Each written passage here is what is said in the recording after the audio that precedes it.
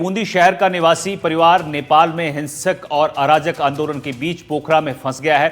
बूंदी के देवपुरा निवासी हेमराज सोनी धर्मपत्नी सूरज सोनी और अपने रिश्तेदारों के साथ नेपाल में धार्मिक यात्रा पर गए थे। इस बीच नेपाल में सत्ता के विरोध में हिंसक आंदोलन शुरू हो गया, जिससे बूंदी निवासी परिवार के 7 सदस्य नेपाल के पोखरा में फंस गए हैं। ऐसे में परिवार ने सरकार से वापसी को लेकर मदद मांगी है।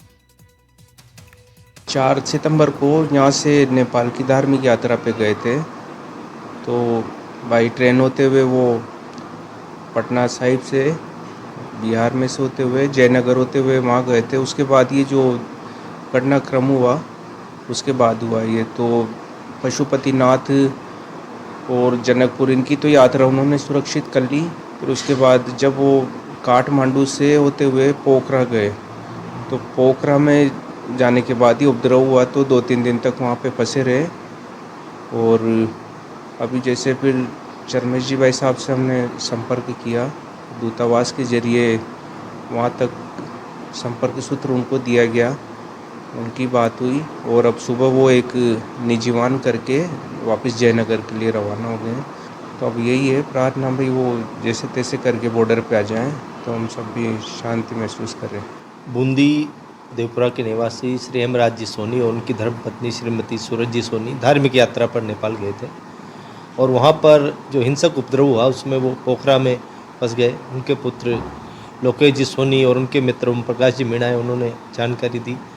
तो उसके बाद तत्काल इस मामले में विदेश मंत्रालय से संपर्क किया और विदेश मंत्रालय के बाद नेपाल भारतीय दूतावास से संपर्क किया, राष्ट्रीय मानवाधिकार आयोग में भी शिकायत दर्ज करवाई और उसके बाद फिर दूतावास से मुझे सूचना आई, पूरी उन्होंने जानकारी मांगी और परिजनों से जानकारी लेके 7 लोग हैं वो एक साथ पोखरा में फंसे हुए और दूतावास ने फिर उनसे संपर्क साधा। आपस में दूतावास और जो पीड़ित है बूंदी के उनकी बात हो गई है और उसके बाद उनकी सहायता भी हुई है और वहाँ से वो निकले हैं, लेकिन अभी नेपाल की सीमा में ही है। आर्मी ने उनको कई स्थान पर रोक रखा है और सुरक्षित हम यही कामना करते हैं कि सकुशल जल्द से जल्द वो भारत की सीमा में आ जाए, अपने परिवार के पास बूंदी पहुंचे। सलीम अली हमारे सहयोगी बूंदी से हमारे साथ जुड़े हुए हैं। सलीम, बूंदी के 7 लोग जो हैं वो नेपाल में फंस गए हैं, हालांकि उनको मदद मिलनी शुरू हो गई है क्योंकि राजस्थान सरकार की तरफ से भी जयपुर में व्यवस्था की गई है और वहां से हेल्पलाइन नंबर जारी किए गए हैं। क्या कुछ जानकारी मिल पा रही है कि ये लोग कहां अभी इस वक्त मौजूद हैं और कब तक ये भारत पहुंच जाएंगे, नेपाल बॉर्डर क्रॉस कर लेंगे? क्या कुछ जानकारी इनके बारे में? देखिए, मैं आपको बता दूं, ये बूंदी शहर के देवपुरा इलाके के निवासी के हेमराज सोनी का पूरा परिवार था, जो अपने परिवार के 7 जनों के साथ नेपाल जो पशुपतिनाथ भगवान काठमांडू में स्थित है वहां पर दर्शन करने के लिए गया था।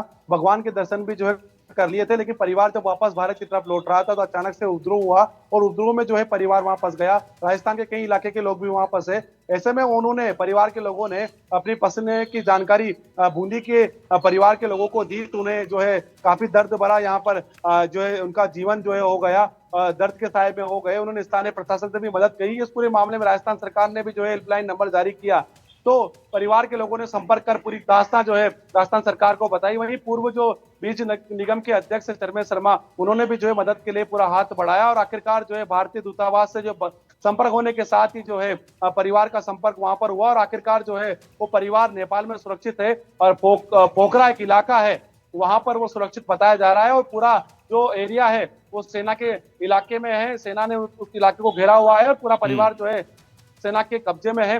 परिवार के लोगों से जो वहां नेपाल में फंसे हुए लोगों से बातचीत हुई है, जो भारतीय दूतावास है उन्होंने भी संपर्क करके कहा है कि पूरा परिवार सुरक्षित है और जल्द ही भारत जो है उन्हें लौटा दिया जाएगा। यानी कह सकते हैं कि आने वाले 24 घंटे या 72 घंटे के अंदर जो है परिवार जो है भारत पहुंच जाएगा। नेपाल की सीमा तक जो है सेना की सुरक्षा के बीच परिवार को लाया जा रहा है और जल्दी उम्मीद की जा रही है कि जो है भारतीय परिवार लौट जाएगा। वहीं भगवान के दर पर भी जो है परिवार के लोग जो है बैठे हुए हैं, लगातार जो है वह भगवान से प्रार्थना कर रहे हैं कि जो परिवार के जो लोग गए हुए हैं 7 सदस्य, वह सकुल जो है बूंदी लौट जाए, अपने वतन जो है लौट जाए। हालांकि इस पूरे मामले में भारतीय दूतावास और बूंदी के स्थानीय प्रशासन और बीच निगम के जो पूर्व अध्यक्ष है चरमेश शर्मा, उनकी जो है कोशिश बड़ी कामयाबी रही है और उन्होंने जो परिवार के लोगों से संपर्क करवाकर बूंदी लाने का जो है प्रयास किया है। जी बहुत बहुत शुक्रिया आपका सलीम इस जानकारी के लिए।